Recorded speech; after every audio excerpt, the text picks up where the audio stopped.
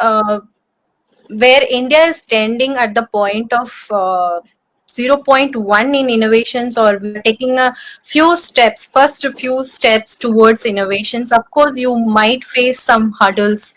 What are the challenges from the government side or from the your market area? What are the hurdles you face in your line of business in R&D? Okay, so another great question. R&D is not an easy business.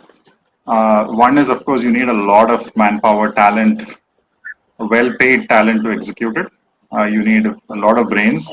But then on the customer side, some customers are great. They have a vision, they have the budget, and that's all we need, right? So we become their extended R&D lab and we start working with them. So, for example, Boeing is one of our customers, and it's a huge matter of pride that from Seattle or from they outsource research to our place in Chennai, which means they believe that certain next generation aircraft technologies can actually come from here. Huge matter of pride. We certainly work with Indian companies as well. If you talk about the issues, yes, it's an uphill battle in certain ways. To convince people to outsource something at the level of R&D, which for them is very close to their heart. So many people believe that R&D is something that they should only do internally. They should not leak out the information on what it is they are working on for the next generation technology. So there we do a lot of work in gaining their trust. We sign the right agreements, and we promise confidentiality. We promise that the patent rights, whatever comes out of this new inventions that comes out of their project, will go to them. So we promise to convince them in many ways that we are literally seamlessly a part. We are just like their own R&D team. So there should not be an issue in outsourcing. That is one thing. Another issue we've come across is even if people have the money, okay, see, money is required. There is no question about it. But even if the money is available, many Indian companies don't allocate that money for research. Right? When I used to work in the US, what we used to do is at the end of every year, we used to have a planning session for the next year, where a certain pot of money will be allocated for research projects. Out of that, there will be sub-allocations. One portion will be allocated for short-term projects, another portion for medium-term projects, and a small portion for very long-term, high-risk projects, because you have to take some risk also. Right? And we have found that in a lot of Indian companies, people don't actively plan and allocate. I'm not generalizing again, many companies do it, but majority don't. So if people can start planning, right? You should not suddenly think, okay, I want a new technology tomorrow. That's not going to happen. You have to plan 3 years, 5 years down the line. What product do I want to launch after 5 years? And that will decide my research budget for next year. Right? Unless you allocate that, what happens is you have to pull the money out of some other program, which again becomes a difficult issue. Right? So that is a major issue that we face. Another major issue we face in India is, again, boils down to the idea of taking risk, because R&D projects do fail. Not everything works, right?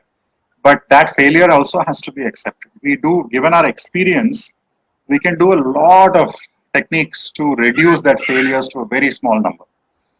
Okay, but then it is still a fact. You're exploring some new technology. It might still fail. You never know. So what many people do is they don't invest in R&D. They just wait. When a foreign company has invented the technology that they are interested in, they go and buy that company or buy that technology. They acquire the rights. Many Indian companies work in this mode. I'm not saying there is anything wrong with this mode. It is fine to acquire new technologies, but I think you should have a healthy mix of acquiring technologies and your own internal R&D. You should do both. Because only when you do your internal research, internal innovation, there is some organic growth in the company. External acquisition, you spend much more money acquiring that technology versus what you would have spent in research, because somebody is selling you a mature technology. They have already spent a lot of money. They want to make more money on it. Right? So by doing that, you reduce your risk, but you spend a lot more. But by developing it internally, yes, the risk is higher, but you spend a lot less, but you also gain the knowledge, which is a big deal. And once you gain the knowledge on how to develop something, you can also develop future versions of that product. There's so many things you can do. You can develop offshoots of that technology. So many side effects are there, side benefits. Okay. So, if I am 24, 25 age, it's better invest my money in R&D projects to get the patent so that it can go on generations to generations instead of if I am looking at a bigger picture, correct? Yeah. Like what is the future of R&D businesses and how you plan to take it forward? Plus, what are your current project, the future projects are running with you, if you can share? Yeah, I can share a few high level things. As I said, we've done some work for Boeing. Obviously, in the aerospace side, we broadly work in materials, in sensors, in some very interesting novel energy storage technologies. Uh, as I said, from the electric vehicle example, alternatives to today's batteries. We work with many automobile companies on so many aspects of automobiles, whether it's electric vehicles or whether it's conventional automobiles. There is always more innovation to be done. We work with energy companies, we work with biotechnology companies, we work with medical equipment people. You may know that almost no medical equipment is made in India today, and we want to change that. And the reason for that is actually a very simple and interesting reason. It's that a lot of the medical companies, the pharma companies, are very medical people. They are not engineers who can build machines, right? So you need both skills, right? If you want to understand the human body and make medical equipment to test something or treat something, you need to understand biology and you need to understand engineering to build the equipment, right? So I think our skill is very complementary to a lot of these companies who are into the biotech space. Okay. Um, yeah. So biotech, as I said, is a lot of biotech startups today filled with very good biology people, not instrumentation people who can build those biotech instruments. So that is where our partnership really works. Right. So that's a very high level flavor. We also work in certain consumer level equipment. We work in robotics, small machines that can crawl into small spaces, do inspections, and come out where human beings can't go. Very, very diverse, right? We are not limited by the kind of industry we work. We are organized by technical disciplines. So when any industry comes to us, any individual comes to us, depending on what they want, we mix team of scientists. We create a team for that project. That's all we do, right? And then we execute that project within a certain given timeline. Right. So how to take it forward? We are actually in a scale-up mode right now. Okay. So we are only this particular attempt. So I came back from the US about 10 years ago, and this is about 6 to 7 years old. This business, and we last 6 to 7 years we were intentionally conservative. We wanted to take on a few projects. We wanted to convince ourselves that the model works, that we can get the right talent in terms of scientists, and that we can deliver on time, that we can truly deliver innovation which satisfies the customer. A few months ago, we decided we are very confident about this.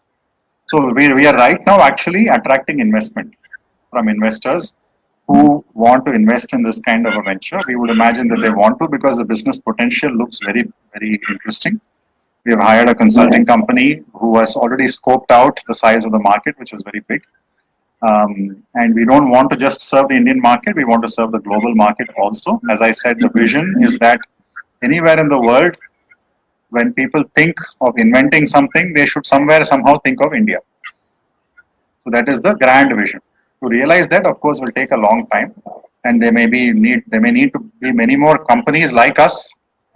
One company I don't think can do it. So think of it like, for example, where an IT company like TCS, Infosys, and all was in the 1980s.